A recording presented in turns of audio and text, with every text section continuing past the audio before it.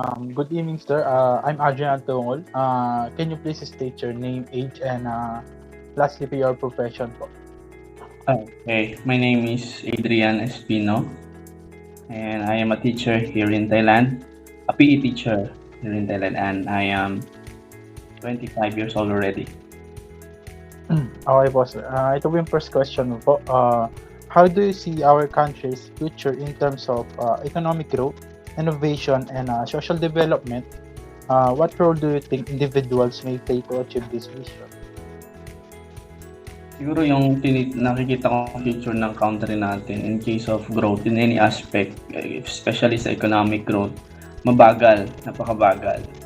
On my own perspective, hindi nyo ako masisisi at kumbaga, I'm just doing my thing na stating kung ano yung sarili kong pananaw. Well, nakikita ko mabagal kasi not because of our government, but most of the time because of the member of the people in the Philippines, because karamihan kasi hindi united yung mga tao dyan sa Pilipinas, hindi kasi united. Yung mga bumoto lang sa presidente, yun lang yung susunod, parang ganun yung nagiging system dyan. So, imbis na mas magiging futuristic, mas magiging mabilis yung future, mas bumabagal kasi would you imagine na lahat tayo gusto natin mapunta sa top, going on top, yung maging economic natin ay talagang tapos, sabi nga. Pero ang problema, may mga nagiging pabigat, and sad to say na minsan hindi lang pabigat yung mga meron pa talagang mga nananadya na humihila pa talaga pababa. Kasi iba yung nagpapabigat lang at saka iba yung mga ayaw talagang umangat yung bansa natin. Meron kasi mga ganun eh. Specifically yung mga pabigat, yun yung mga tambay, yung mga walang ginagawa. Yan. Ako rin, naging once na pabigat din ako kasi wala talaga akong ginagawa for my country. Diba? So, tapos meron naman yung mga nanghihila talaga, yung ayaw talagang umasenso yung country, yun yung mga ayaw sumunod sa government, ayaw sumunod sa mga policy, yun yung mga humihila para hindi tayo makarating doon sa growth na tinatawag natin. So, gaano kahirap? Mahirap talaga kasi mahirap na nga ang pataas, meron pang nagpapabigat, meron pang humihila. Talagang mas magiging mahirap at mabagal. That's why. Okay po, sir. Thank you. Second question po. In the future, how do you plan to ensure the well-being of citizens, address and solve their concerns, and encourage a sense of community engagement? Ayun, parehas lang kasi maging maging united, magkaisa lang. Kasi makakakita ng future sa mga, kasi tayo, yung government natin, may mga under yan na member eh. Tapos tayo pang mga mamamayan. Kapag walang unity dyan, hirap na hirap talaga tayo. Ngayon, dun sa community engagement na kung paano tayo makisangkot sa community, you have to experience it first bago mo siya kasi most of the time ang mga tao nakikita nila na parang yung community engagement ay nakakatamad yan.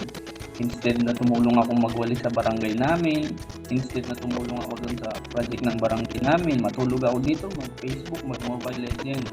Kasi hindi naman ako mag-i-enjoy dun eh, gano'n kasi iniisip ng tao. Pero hindi niya pa kasi na-experience, kaya hindi niya talaga alam kung anong enjoyment na meron doon. Kailan mo pa may experience at sino ang makakapag-share na masaya yung experience dito sa community engagement kung walang susubok, hindi ba? Ganun lang, we have to be united and we have to be engaged para makita nyo yung plan talaga at yung future kung anong meron yung government natin. Okay po, sir. Thank you. And third question naman po. What methods do you believe are critical for leading our country towards a financially secure and sustainable future, taking into account elements such as technology development, environmental challenges, and socio-economic dynamics?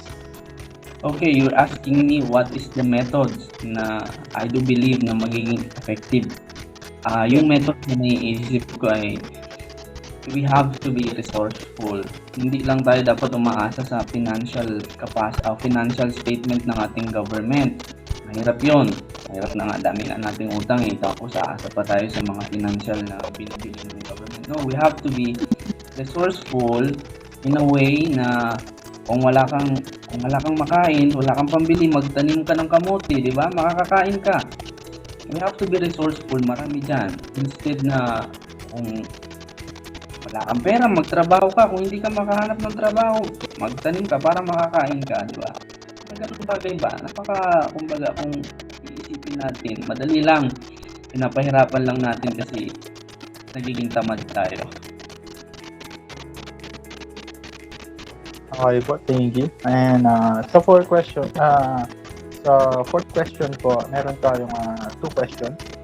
Improvements and mistakes. First po, improvements. How would you improve services provided by the government to better fulfill citizens' needs? And for mistake naman po, what challenge have you observed in previous state projects and how would you solve them? Yung mga services ng government natin, okay naman. May mga naman ng government natin, maganda naman ang services. Pero syempre, in terms of improvement, meron pa talagang kailangan na i-improve. Like, kung pwede namang i-process yung mga papeles through online na hindi na pupunta doon sa isang lugar. Kasi we have the technology in the Philippines. We have to grab it. Kasi, diba, advance yung technology, i-take advantage natin yung meron tayo. Instead na pumunta ka pa, mag-commute ka pa ng pagkalayo-layo, kukuha ka ng SSS, kukuha ka ng humid ID, diba, pupunta ka pa doon, kung pwede namang gawan ng government na paraanan through online na lang, hindi na mamamasahe yung tao, minsan mas mahal pa yung pamasahe kaysa datang babayaran niya dun sa mismong sakay niya. Mga improvement ba? And mistake, what challenges have you observed previous state? Feeling ko yung sigurong pinaka-previous kung ano yung naging problem talaga, which is nag-impact talaga sa buong, not in just our government, sa buong mundo globally. Yung hindi naging ready, we don't have any idea yung pandemic na dumating. That's why hirap na hirap tayo ngayon. Kasi lahat tayo hindi ready doon sa dumating na pandemic. And nagbago ang lahat at until now, tapos na ang pandemic pero ramdam pa rin natin in terms of what? Mura naman ang bilihin dati, nag-pandemic lang kaya naging doble-doble yung gasolina, di ba? Siguro kung may improve ito ng government, dapat meron tayong mga emergency funds, meron tayong mga intelligence doon. May mga tao dapat na yung advance mag-isip, yung mga gumaganon. Dapat may mga taong advance mag-isip na i-hire sila. What do I mean advance mag-isip? Yung mga educated, intellectual, intelligence ng mga tao na kayang-kayang gawin kung ano yung sistema na dapat gawin para yung susunod na, kung may susunod man na pandemic na dumating, pwede yung bansa natin, mga ganun na tao. Kaya naman natin mag-produce ng mga ganun na tao.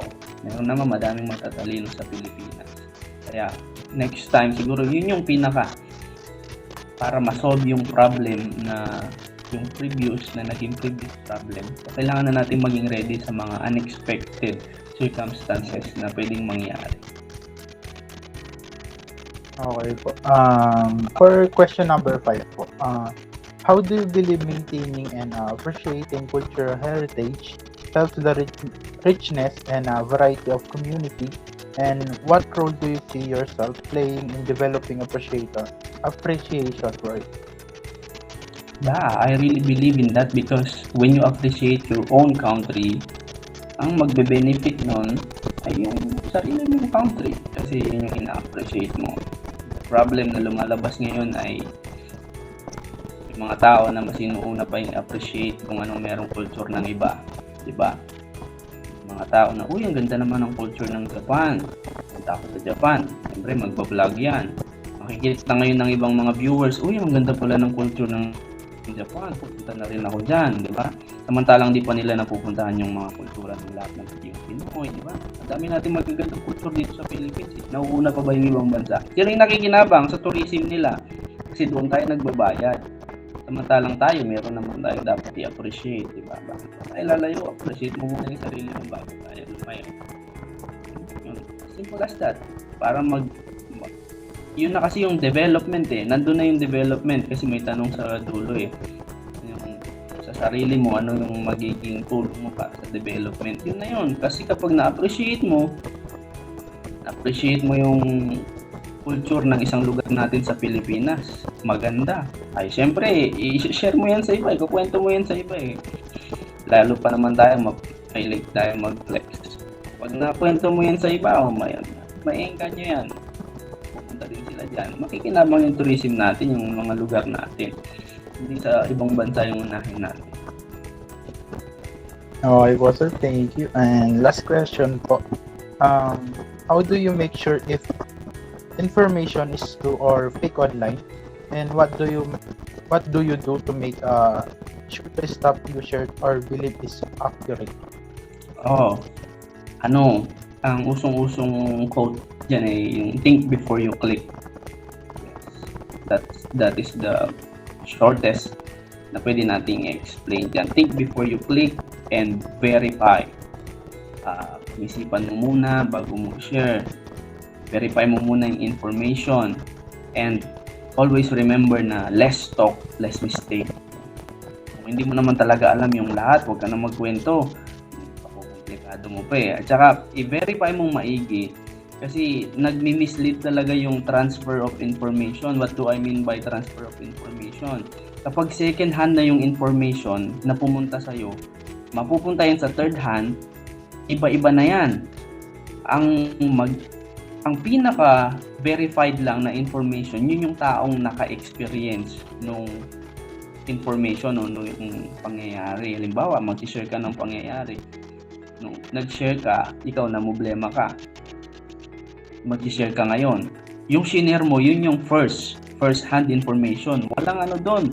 Walang dagdag doon kasi sarili mong information yun. Alam na alam mo, ikaw ang naka-experience. The problem is, yung pangalawang nakatanggap, yung second-hand information, pag ikukwento niya na yan sa iba, siyempre second-hand na yan, may dagdag na yan, may bawas na yan, hindi mo na alam.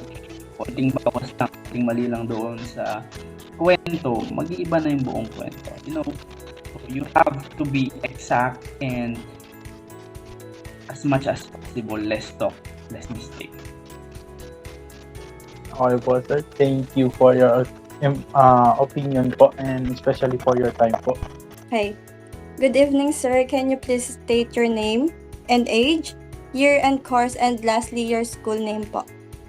I'm Ice Deogrades, 23 years old, and course is Bachelor of Science in Civil Engineering in Polytechnic University of the Philippines, Manila. First question po. How do you see our country's future in terms of economics growth, innovation, and social developments? What role do you think individuals may play to achieve this vision? For me, kasi,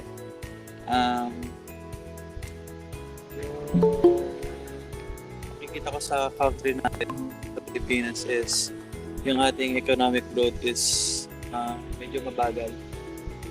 Especially sa agricultural sector. Ngayon kita nyo yung mataas pa yung mga presyo ng mga bilihin, yung sabihin, hindi pa siya fully developed. Tsaka masusukat pa din yung economic growth kasi sa sa GDP ng isang country, yung sa gross domestic product, which is mababa yung products na gagawa ng ating bansa. So, sabi ko, and for us, ano yung pwede natin gawin for this situation is kasi tayo naman, hindi naman tayo nakakagawa ng mga laws or ng mga alituntunin for diba, sa economy. So yung mga pwede natin gawin is i-boost natin yung mga tao na mapupunta doon sa pwesto or sa pamahalaan na kaya na gumawa ng mga alituntunin, mga laws, para mas mapaganda yung economic growth ng bansa natin. So yun yung pwede natin gawing Second question po. In the future, how do you plan to ensure the well-being citizens address and solve their concerns and encourage a sentence of community engagement? dapat malaman natin ano ba yung needs nila, ano ba yung mga pangangailangan ng tao. Basically, yung needs ng mga tao is yung kailangan nila sa araw-araw, yung kanilang mga basic needs. Water, access to clean water, pati yung mga basic needs na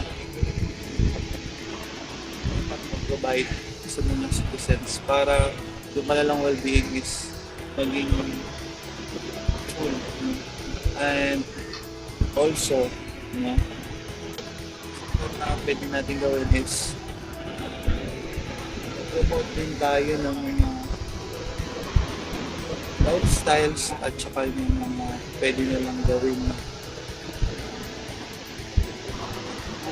or livelihoods para makatulong din sa mga tao nito para matugunan din yung kanilang mga sa araw-araw.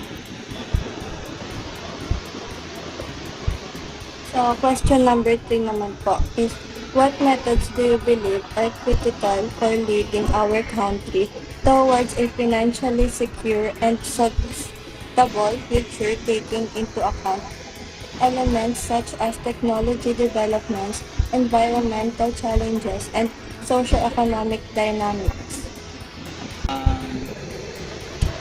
Nagagawa natin is yung technologies, especially because of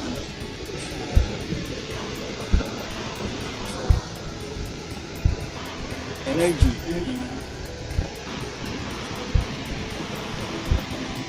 ng isang bansa para products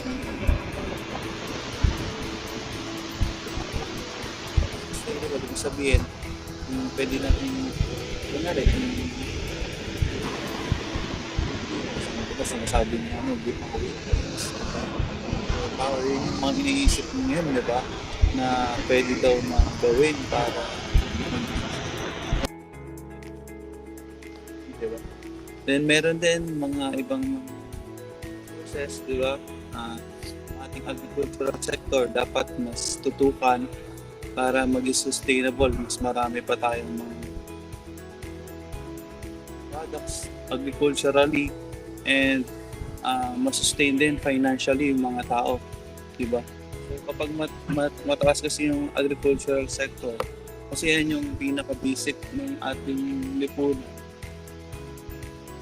Di ba kapag konti lang yung nagagaling sa agricultural sector is ang nangyayari tumataas yung mga bilihin which is nakaka-affect din sa financial mamamayan ng bansa. So, dapat is i-improve pa yung ating approach sa sector na yun. So, question number 4 po is dalawa po sila, improvements at saka po mistakes. Improvements po, how would you improve services provided by the government to better fully fill citizens' needs? Mistakes, what challenge have you observed in previous states projects and how would you solve them? So, how will the improve yung mga services ng ating government? Unang-una is dapat napapakinggan kung ano yung boses ng mamamayan. Kasi kapag napapakinggan yung boses ng mamamayan is they can make action diba? So, doon, pwede na lang i-improve yung kanilang services. Mas ma-provide pa yung mga needs ng mga mamamayan. Next, sa may mistake, ano yung mga challenges na nakita natin doon sa mga other projects ng mga nakaraang mga nakita natin yung isang project ng which is ito yung isa sa pinakamalaki na naging project na is yung natin na build, diba? Malaking nakaraang administration. Which is, yung makikita natin is, gumanda yung infrastructure ng Pilipinas, especially dito sa Metro Manila. Naging mas mabilis siya for private. Naka-focus sa mga private vehicles, which is hindi natutukan yung mga tao na gumagamit ng mga public utility vehicles, yung transportation yung mas nakararami. Hindi siya na-focus doon. Na-focus lang siya sa mga maliit na sektor ng sa may build, nagkaroon tayo ng malaking pagkakautang sa ibang mga bansa, no? Which is dapat ay na lang doon sa pangangailangan ng hirap ng mga mamamayan ng nakita ko na parang mistake yung nakaraang administration natin. Question number 5 po.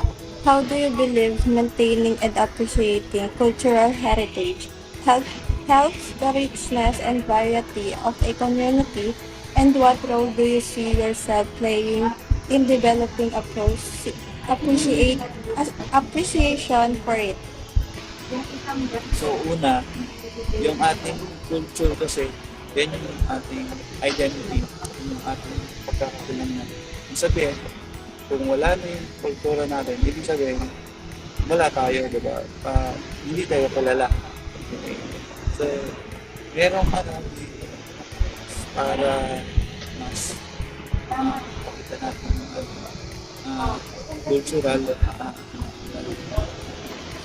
bansa is para ay i-promote natin sa mga tao sa kanila para maging aware sila din sa ating culture.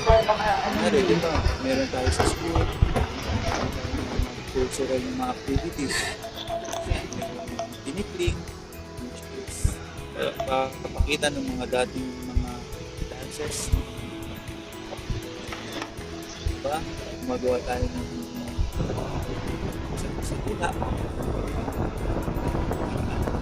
And dapat ay mas emphasize sa yung sa bawat region. Katulad dito sa Pampanga, di ba? Meron culture dyan na hindi na natin masyado nagagamit sa tinatawag na ulitan. Ito yung form of writing na mga Kapampangan, which is nawawala na kasi mas napafocus na yung iba sa baybay na yung writing ng Tagalog. So tayo mga Kapampangan is much i-promote pa natin dahil tayo Kapampangan, i-promote pa natin yung culture natin, yung kulitan, yung sarili nating way of writing. Kasi yung di na siyang namamatay.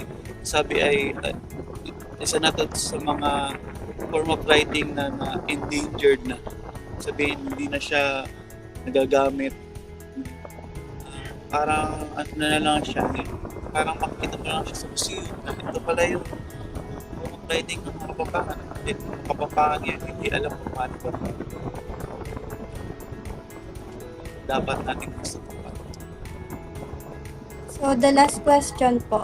How do you make sure if information is true or fake online? And what do you do to make sure the staff you share and believe is accurate? Una is para malaman na yung information na ating po mula sa internet is totoo at tunay. Tingnan natin kung saan ba nanggaling yung information. Tingnan natin kung galing ba ito sa credible na source at hindi hindi siya yung parang nakita mo isi-share mo na agad, diba?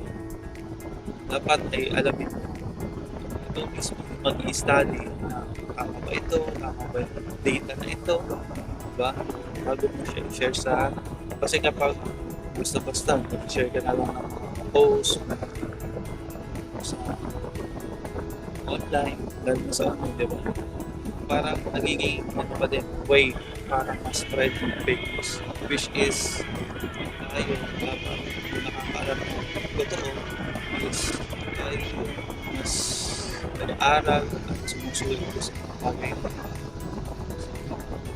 para sa share and para dapat i-verify mo.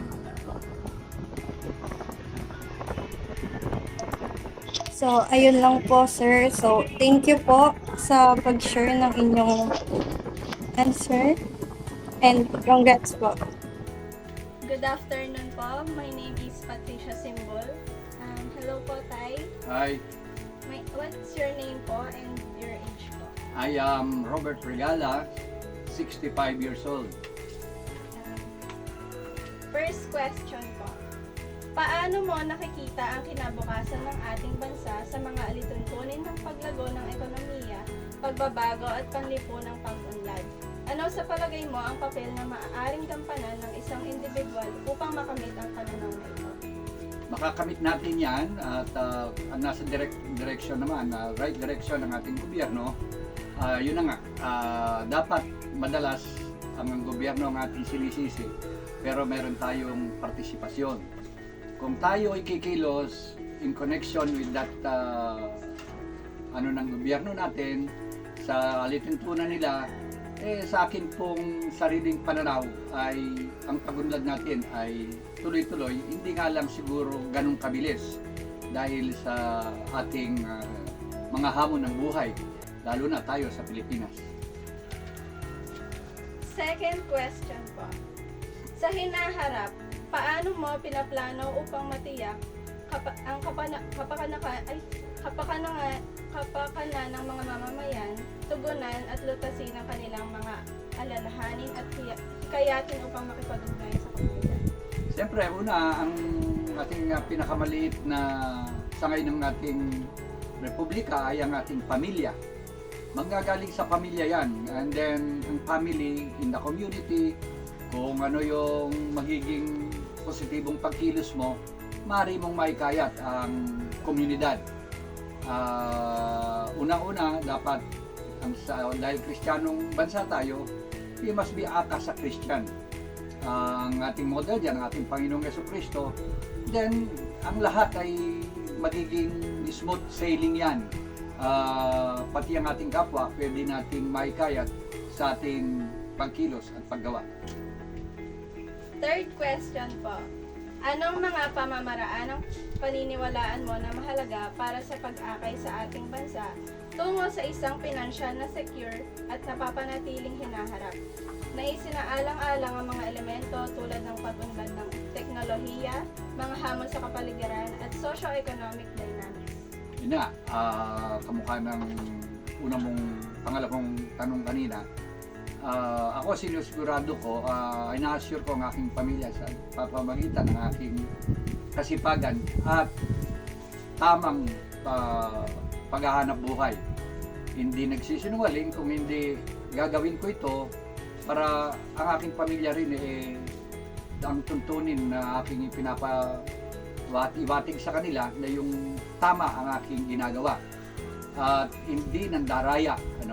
And siyempre, para ito'y makatulong sa ating pamahalaan, ang pagkilos ng tama at mabuti ang siyang susi upang talo'y tuloy-tuloy na mapakinabangan natin ang mga teknolohiyang sinasabi ninyo. Ang teknolohiya maganda kung gagamitin mo sa tama. Pero ito ay nagiging hindi maganda kapag ginamit naman, lalo-lalo na may cyber sex, etc. Yun ang mahirap. Pero kung sabihin natin, halimbawa, merong bagong ngayon ng gobyerno natin, yung e-commerce, palagay ko teknolohiya napakaganda na magamit sa ganitong pagkakataon. Fourth question po, sa improvements. Paano mo mapapabuti ang serbisyong ibinibigay ng pamahalaan upang mas mahusay na matugunan ang mga pangangailangan ng mga mamamayan? Ang sikreto niyan maging tapat ka at kung ano man ang binibigay sa iyo ng tulong ng gobyerno, gamitin mo sa tama at makakabuti.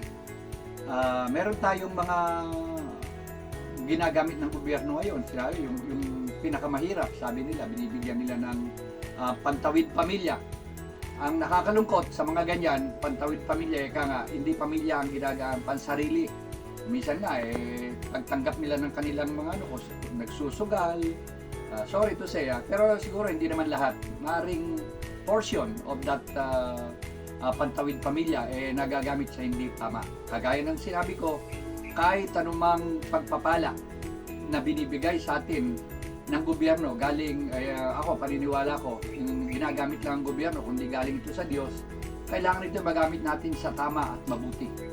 Kaya pag ito ay nagamit natin sa tama at mabuti, lahat susunod na yan.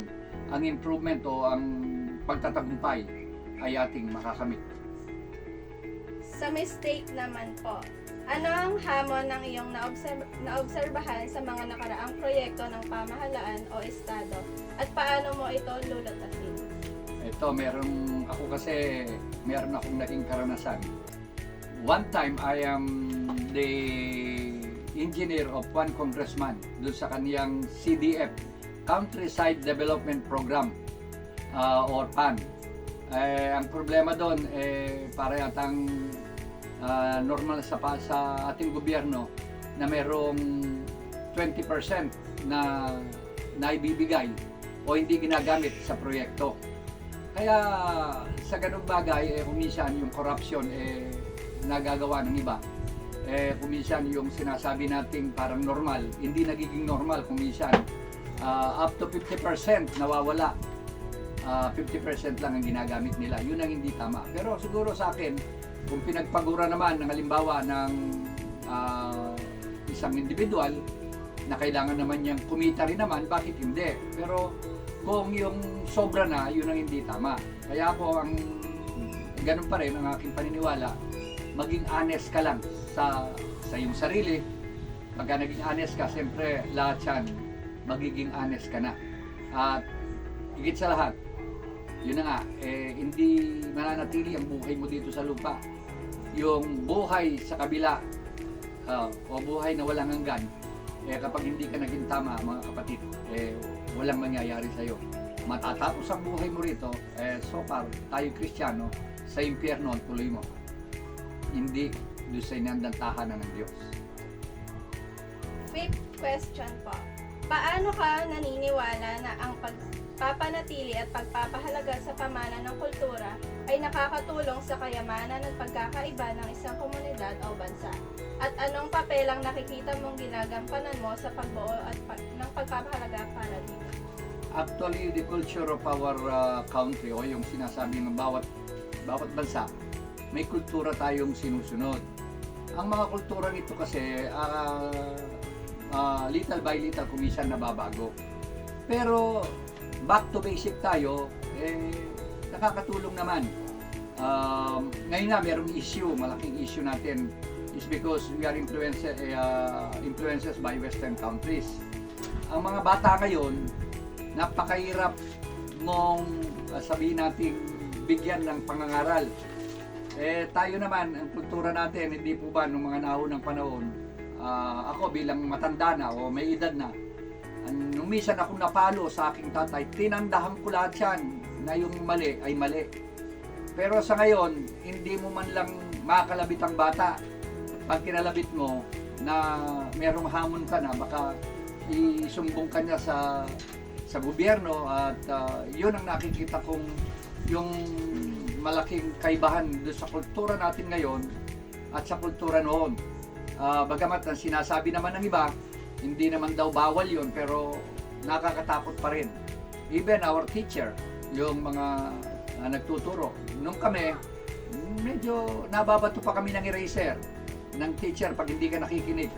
Ngayon, pag binato ng eraser ang batang hindi nakikinig, baka may matanggal sa trabaho.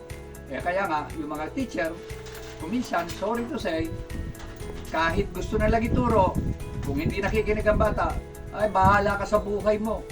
At kahit hindi matuto ang estudyante niya, hindi na niya pakikialaman kasi siya malalagay sa alanganin. At pagkatapos, sorry to say, ako hindi ako pabor dun sa policy ng ating education, lalo na nung pandemic. Kahit daw ano pang ginawa, wala siyang accomplishment, kailangan ipasa mo lahat ng estudyante mo, which is, for me, hindi mo makakatulong yun kung hindi nakakapag-deteriorate ng ating mga bata. Kaya pagdating nila ng higher education, nahihirapan sila at dun sila kumisan nandadrop at bumabagsak, hindi na nagpapatuloy ng pag-aaral. Sixth question po. Paano mo nasisiguro na totoo o peke yung mga informasyon sa online? At ano ang ginagawa mo para masiguro mo na yun ang paniniwalaan mo at binahagi mong bagay o informasyon sa iba ay tama? Actually po, dyan po yung mahirap sa aming matatanda na. It's because this technology, kumisan, hindi na natin po ma-differentiate kung ano ba yung fake news at saka yung tama. Ako po, dahil sa katanungan na yon, nag-iingat na lang ako. Hindi po ako basta-basta nagkiklik sa aking cellphone. At kung hindi ko lubos na naintindihan, i-ignore ko na lang yan, i-delete ko na lang. Para makaiwas ako sa ganong bagay. Pero sabi nga, yung mga tayong mga may edad, dapat ding matuto, pero hirap na kami. Even our technology and a cellphone, ako, sapat na ako yung pwede akong mag-text, mag-internet, at pwede akong tumawag. Pero yung iba, halimbawa, yung mga laro-laro, hindi na namin yan sinusuportahan. At kung ang tanong mo, paano namin nadedetect yung tama at hindi fake news, medyo nahihirapan kami dyan. Yun na nga, ang aking solusyon doon, hindi na lang ako basta-basta nagkiklik. Kumisan, inihingan ko na rin ng tulong ang aking mga apo o ang aking mga anak kung yung bang nakapost na yun maring yun fake news. Pero minsan hindi mo rin nabibiktima na rin ng marami dahil dyan sa fake news niyan o sa teknolohiyang yan. Meron nga tayong nababalitahan, alam niya may pera siya sa bangko, nung mag-withdraw siya, wala na, ubos na. Ben di GCash, meron ding mga ganyan kaming mga karanasan. Papasok ang GCash, akala mo totoo, meron pinadala sa'yo, pag check mo nung balance mo, wala naman. Yun yung palagay kong malaking hamon sa amin ang technology. Maraming salamat po tayo sa mga answer po na binigay niyo po sa amin. I'm Irish Capuno, and this is Chari, a senior high school student. How do you see our country's future in terms of economic growth, innovation, and social development? What role do you think individuals may play to achieve this vision? Para sa akin, nakikita ko ang ating government or public company naglalaan o gumagawa ng paraan para makapagtrabaho ang iba, lalo na po sa mga mahihirap. In the future, how do you plan to ensure the well-being of citizens, address and solve their concerns, and encourage a sense of community engagement? Maging mabuti at magtulungan sa kapwa. Then, if mayroon ako, pwede kong share sa mga nangangailangan. I treat them fairly and their concern, then should address fairly.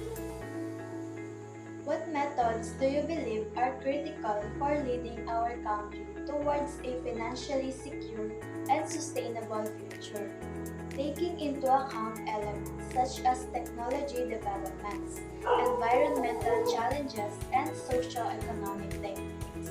Mag-ipon po para sa ating pangangailangan. Then, magtikim po tayo or maging practical. Magtanim din po tayo ng mga gulay para sa ating kapaligiran.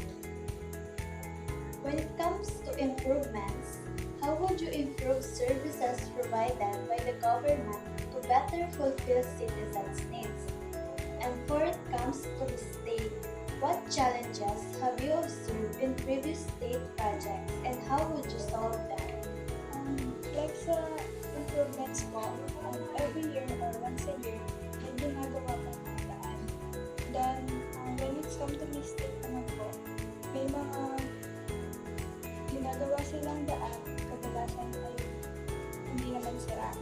Then, nahihirapan po yung mga estudyante na bumiyahe.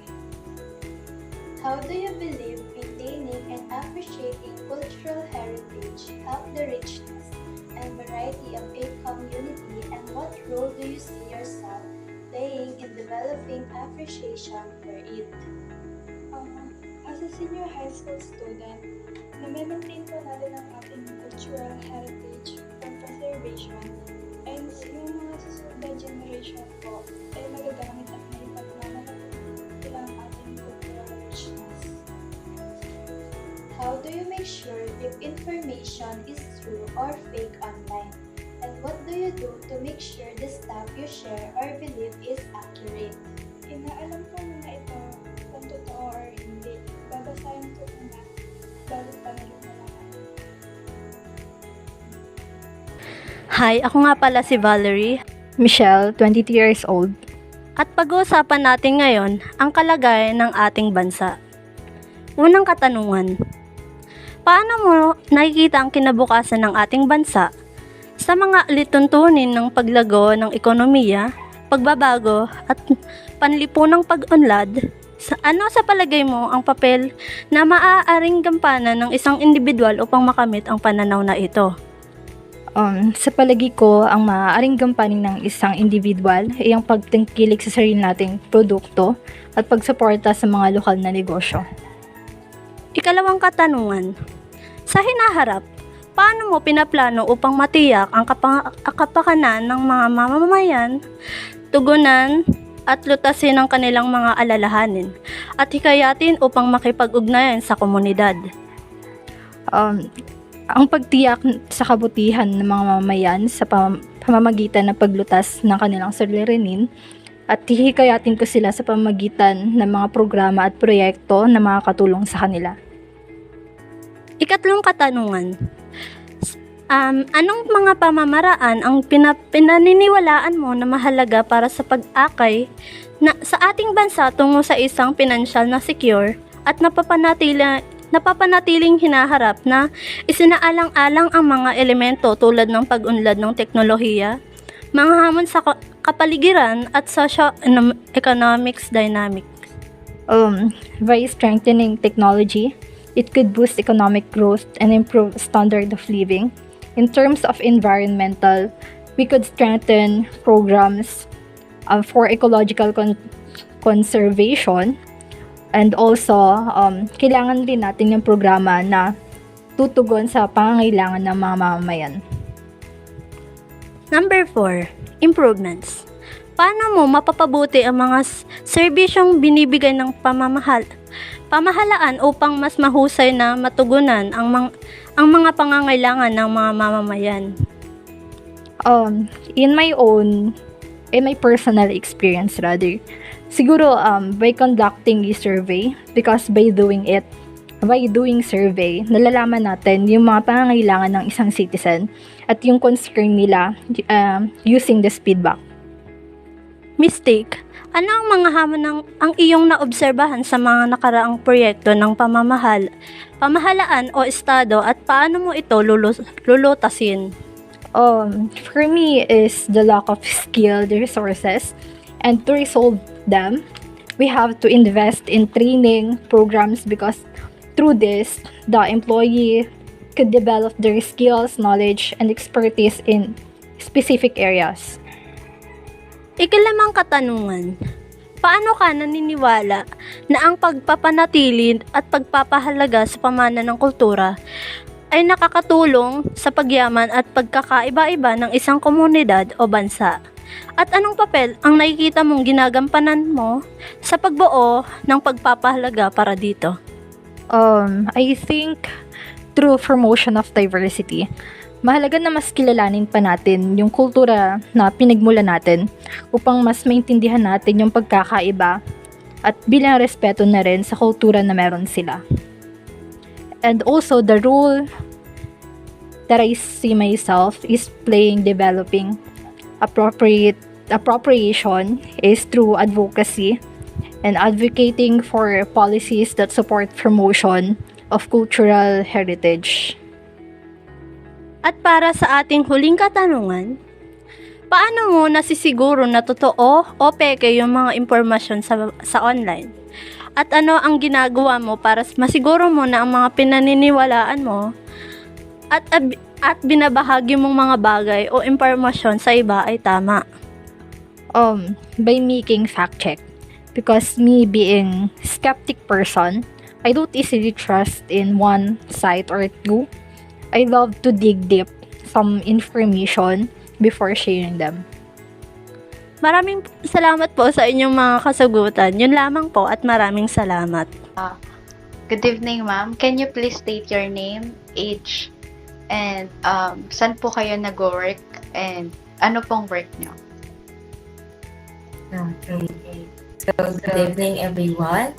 I'm Kyla Janelle Arcrono, 22 years old, and now I'm currently working as an English teacher here in Thailand, Rajamangla University of Technology, Thailand.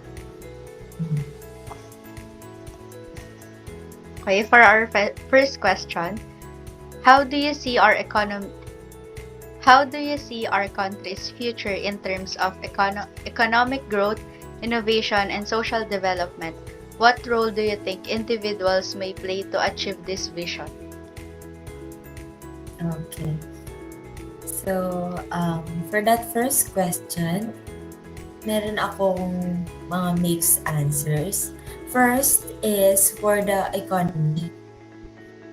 I think, sadly, sa economy ng Pilipinas, sa aking sariling pananaw, ay nagkakaroon tayo ng problema sa economy based sa aking observation noon, nung bago ako pumunta dito sa Thailand, is nagkakaroon ng mga challenges in terms of sa mga price hike sa iba't ibang mga products sa Philippines. Kasama na dun yung mga raw materials and yung mga sa groceries, kahit yung sa mga vegetables, sa rice, and lalo-lalo na sa sa gasoline, ayan. So, I think there is a problem sa economy ng Pilipinas. I don't know if in terms of sa government, sa leadership, or sa distribution of the budget ng Philippines. So, ayun, yung nakikita kong problema sa economy. But in terms of sa pagbabago at pag-unlad, I think, kung maiko-compare ko ang Philippines and dito sa Thailand, kasi nga, nandito ako ngayon, I think, slowly, meron namang progress ang Philippines na kakaya namang makipagsabayan. Hindi nga lang ganun kabilis, pero kunwari yung sa mga public transportation, meron na din silang mga innovation, meron na din mga common terms na nakikita mo din sa ibang bansa. Yung jeep, although talagang pinopreserve pa rin natin yung jeep kasi kasama siya sa culture ng Philippines, and that is something unique with the Philippines. Nakikita natin na nagkakaroon na rin tayo ng mga e-bus, ba tawag doon? Ayan, and mas nagiging easy yung ways of transportation and technology sa Philippines. So, ayun yung good thing sa Philippines. And I think as an individual, yung magiging help lang natin sa ating bansa sa progress na ito is I think supportahan natin yung mga projects na ilalabas ng ating government. And first, and pinaka-important is matuto tayong mag-search and magkalat ng impormasyon bago tayo pumili ng tamang leader para sa Pilipinas. Hindi lang president or yung mga higher-ups, but also yung mga magiging leader natin, kahit yung mga sa SK, ganyan, mga kagawad, mga mayor, ayan. Doon naman nagsisimula ang lahat. Doon sa pagpili natin ng tamang leader para mas ma-allocate yung mga budget at magkaroon tayo ng mas ipa-progress pa or development dito sa Philippines, sa bansa at sa mga maliliit na probinsya. Okay. In the future, how do you plan to ensure the well-being of citizens, address and solve their concerns, and encourage a sense of community engagement? Okay. So for me, this is a very kind of hard question kasi okay. So madami namang opportunities din na ino-offer ang Philippines, but I think more of merong kind of problem talaga sa budget. So I think it's dahil dun sa utang siguro ng Philippines, saka sa na hindi natin mabayaran hanggang ngayon. Kaya nagkakaroon talaga ng problema sa budget, hindi lang sa economy, kundi yung pagdating dun sa mga trabaho sa Philippines, minsan hindi siya properly compensated yung workload ng mga workers natin. Hindi lang sa teachers, sa nurses, and sa iba't iba pa. Meron mga opportunities pa din sa Pilipinas, pero sa na-observe ko is nagkakaroon talaga ng edge, lalo na yung kapag foreigner or kapag talagang may kaya ang individual. So, talaga nagiging successful sila, pero napakahirap na umahon sa kahirapan kapag wala kang kaya wala kang pangpuhunan. So, yun ang mahirap sa Philippines, ayan, kung papaano matitiyak yung kapakanan ng mga mamamayan. So, I think yung magiging sagot ko na lang dito ay sa atin bilang an individual is we should seek for growth always and for opportunities. Hindi dapat tayo maging kontento sa kung ano lang yung nakikita natin. Lagi tayong mag-seek ng betterment, better opportunities para sa bawat isa. And huwag tayong matatakot na mag-take risk. Kasi minsan, yun yung very first step na kailangan nating i-take para makuha din natin yung deserve natin na tawag doon, na progress, yung opportunities, and also yung mga achievements na makukuha natin. Tapos, kayang i-provide yung mga pangangailangan natin. Hindi lang as an individual, kundi syempre makaka-help din tayo sa family natin and sa ating community kung magiging ganun yung kind of mindset. What methods do you believe are critical for leading our country towards a financially secure and sustainable future, taking into account elements such as technology developments, environmental challenges, and socio-economic dynamics?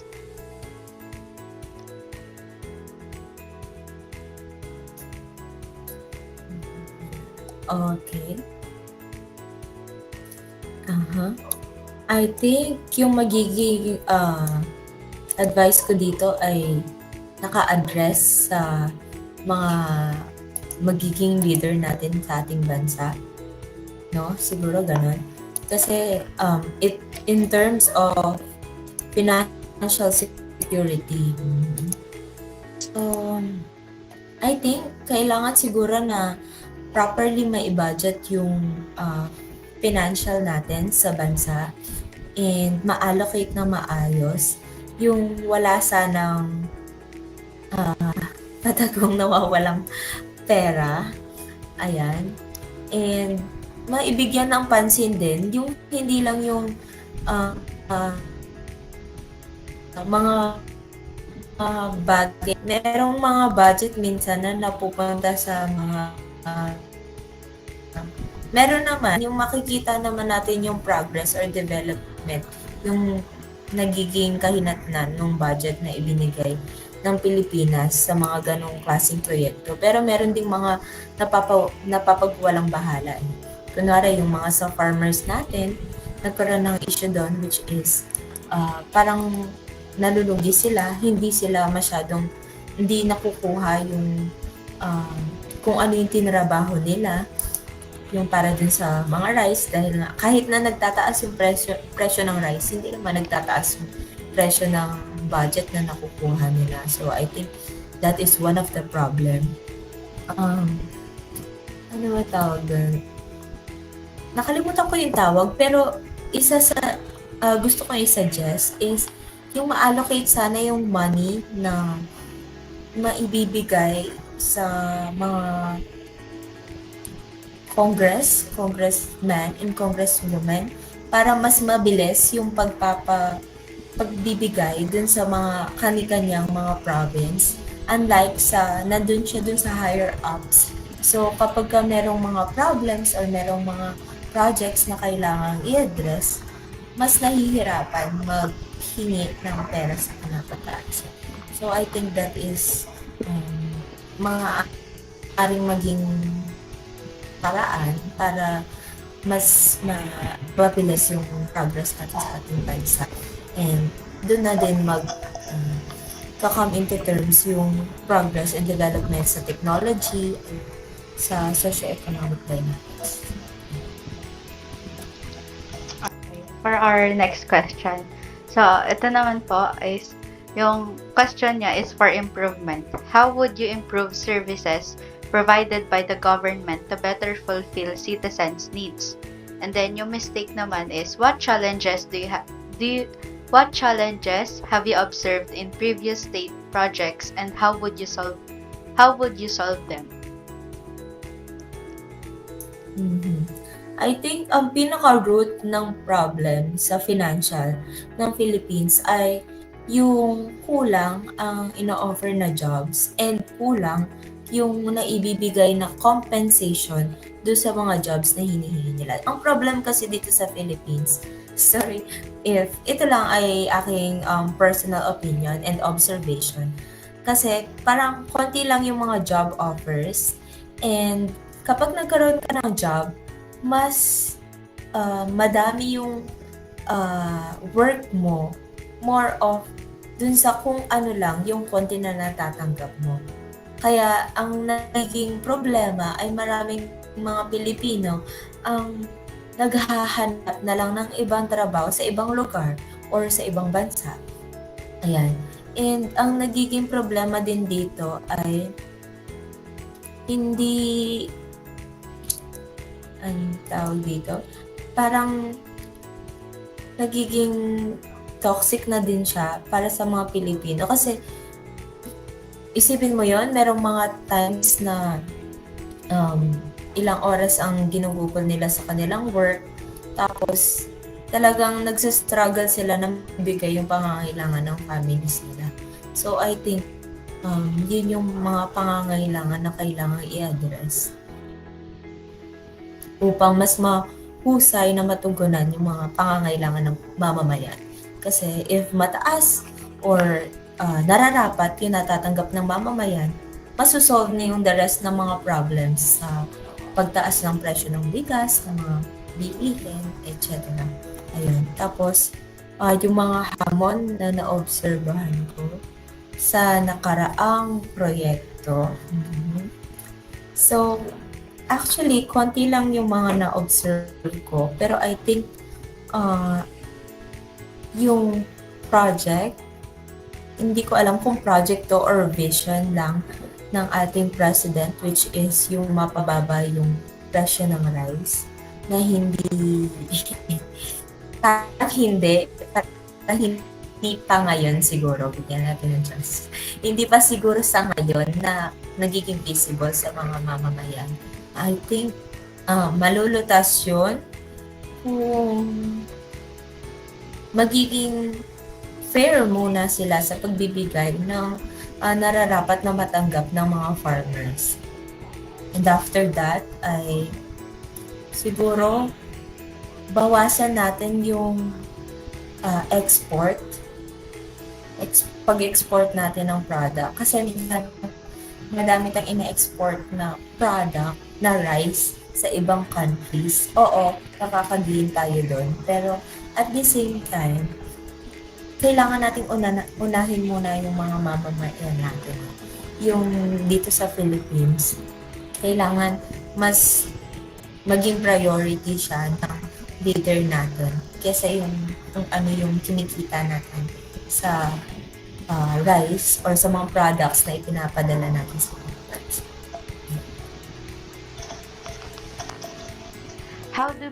How do you believe maintaining and appreciating cultural heritage helps the richness and variety of a community, and what role do you see yourself playing in developing appreciation for it?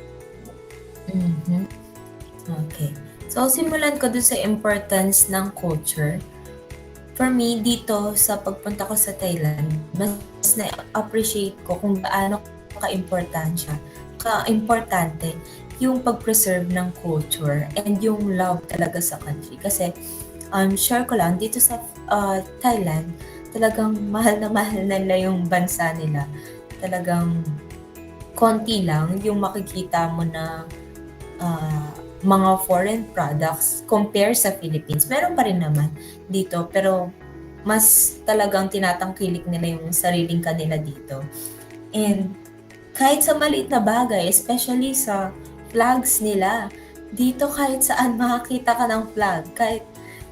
Kahit saang like minsan may mga establishment lang, meron silang mga flag, ganyan. Talagang mahal na mahal nila ang kanilang bansa.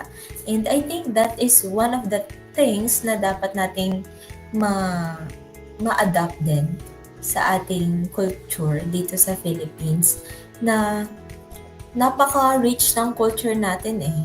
Meron nga tayong iba't ibang mga lingwahe sa Philippines, and meron tayong iba't ibang culture sa iba't ibang province, and dapat maging maging proud tayo doon. And iwasan siguro natin yung pagiging yung xenocentrism sa ating mind, na mas pinipili natin yung mga culture ng ibang bansa. Kasi kailangan nating mas palaguin muna yung culture natin bago tayo magtangkilik sa ibang bansa. And I think yung magiging papel natin doon ay, kunwari, yung sa Tagalog, ayan, mas gamitin natin siya. Okay lang na gumamit ng English, pero mas gamitin, huwag natin kalimutin ang ating sariling lingwahe. And i-envision siguro din natin na ma-explore natin ang Philippines bago tayo pumunta sa ibang bansa.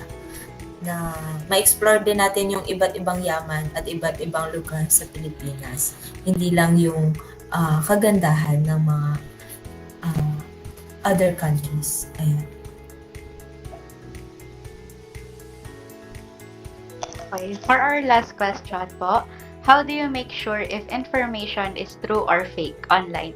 And what do you do to make sure the stuff you share or believe is accurate? Okay, when it comes to information online, super tricky nito kasi ang daming ang gagaling na ng mga tao na gumawa ng mga information na seemingly tama pero hindi. So I think ang magagawa natin dito is to verify every information. Huwag tayong mag-share agad ng information sa iba na hindi natin na-verify, and also to search for mga backup informations na mas makakapagpatunay na yung impormasyon na ito ay tama at totoo and worth sharing sa ibang tao. And ayun, simply think before you click. Wag tayong basta-basta nag-share ng hindi natin sigurado na tama at ayun, baka kuro-kuro lang. So, yeah. Okay. Okay, thank you po Ma'am Kyla for sharing your opinion and sa pag-help sa aming interview.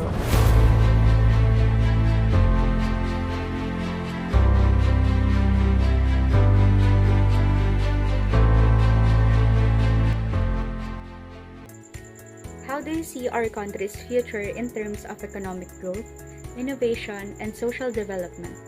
What role do you think individuals may play to achieve the vision?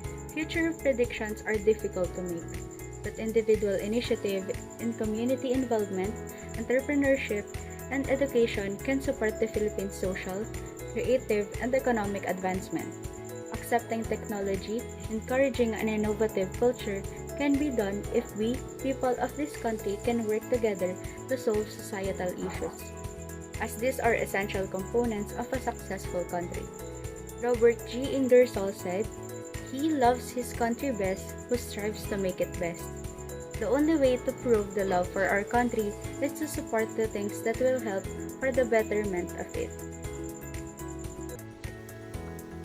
Question number 2. In the future, how do you plan to ensure the well-being of citizens, address and solve their concerns, and encourage a sense of community engagement? For me, this is the best plan in our future to make a project or activities like bayanihan for us to have unity. Dahil dito magsisimula ang pakikipag-ugnayan ng mga mamamayan sa ating komunidad. Thank you. What methods do you believe are critical for leading our country towards a financially secure and sustainable future? Taking into account elements such as technology developments, environmental challenges, and socio-economic dynamics. For me, putting an environmental policies into action, encouraging the study of new subjects, and build an inclusive economy for all will contribute to a stable and financially secure future. Number 4, improvements. How would you improve services provided by the government to better fulfill citizens' needs? Establish a public service ethic that the public and private sectors can share. Work in tandem with regional and international organizations. Encourage public accountability and responsiveness to the demands of the people. Recognize and promote the abilities and skills of future public service leaders. Mistake. What challenges have you observed in previous state projects, and how would you solve them? The lack of budgets for some programs that can help improve our country. For me, more attention should be paid to the sectors that needs a lot of attention. Cultural heritage can provide an automatic sense of unity and belonging within a group, allows us to better understand previous generation and the history of where we came from.